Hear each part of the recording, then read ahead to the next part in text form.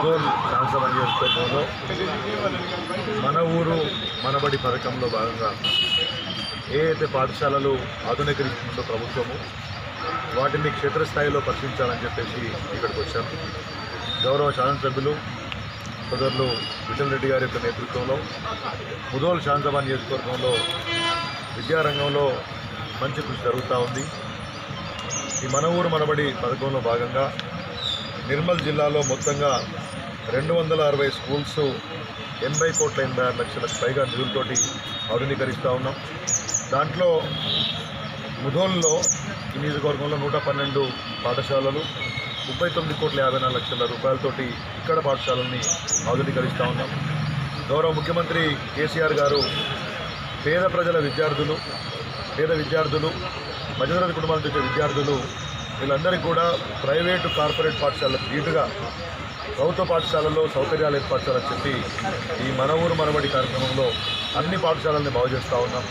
Compound walls కానివ్వండి, toilets కానివ్వండి, అదనపు తరగతి గదుల నిర్మాణం కానివ్వండి, వంటగదులు కానివ్వండి, డైనింగ్ హాల్స్ కానివ్వండి, మొత్తంగా ఆ స్కూల్లో ఉన్నటువంటి చిన్న చిన్న రిపేర్స్ కానివ్వండి, అక్కడ ఉన్నటువంటి విద్యుదీకరణ కానివ్వండి, అంతా బాగు చేసి కార్పొరేట్ పాఠశాలను ధీటుగా తయారు చేసి మంచి వాతావరణంలో విద్యను కల్పిస్తే పేద విద్యార్థులు కూడా ఇవాళ మంచి అవకాశాలు భవిష్యత్తులో అందిపుచ్చుకుంటారని చెప్పేసి ముఖ్యమంత్రి గారి యొక్క లక్ష్యం. విద్యారంగాన్ని మొత్తంగా కూడా రాష్ట్రంలో సమూలంగా వారి వాళ్ళ రిఫార్మ్ చేస్తూ ఉన్నారు. దాంట్లో భాగంగా తెలంగాణ వచ్చిన తర్వాత కొత్తగా 1000 గురుకులాలు ఏర్పాటు చేస్తే మీ అందరికీ తెలిసి వాళ్ళ కార్పొరేట్ పాఠశాలలకు కాలేజీల కంటే ధీటుగా అక్కడ విద్యా వ్యవస్థ నడుస్తూ ఉంది. తొలి మెడికల్ కౌన్సిలింగ్లోనే 120 సీట్లు ఎంబీబీఎస్ ఆ పాఠశాల విద్యార్థులు ప్రత్యేకించి బీసీ, ఎస్సీ, ఎస్టీ, మైనార్టీ విద్యార్థులు ఇవాళ సీట్లు సంపాదించారు. ప్రభుత్వం పెద్ద ఎత్తున ఈ విద్య మీద ఖర్చు పెడతా ఉంది. నిన్న కూడా చాలా పాఠశాలల్ని గురుకుల పాఠశాలల్ని కాలేజీలుగా మార్చేటువంటి నిర్ణయం ప్రభుత్వం తీసుకుంది.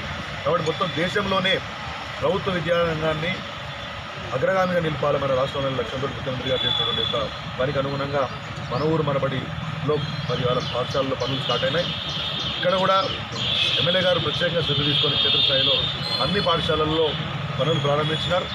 ఇక్కడ ఉన్నటువంటి స్థానిక ప్రజాప్రతినిధులు మిగతా అందరి సహకారంతో ఇక్కడ యొక్క పాఠశాలల్ని వృద్ధి చేస్తాం. క్షేత్రస్థాయిలో కూడా ఇవాళ ఎట్లుందనే పరిస్థితి చేయబోతూ ఉన్నాం.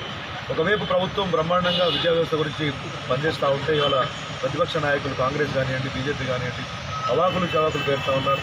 బీజేపీ ఒక అడుగు ముందుకేసి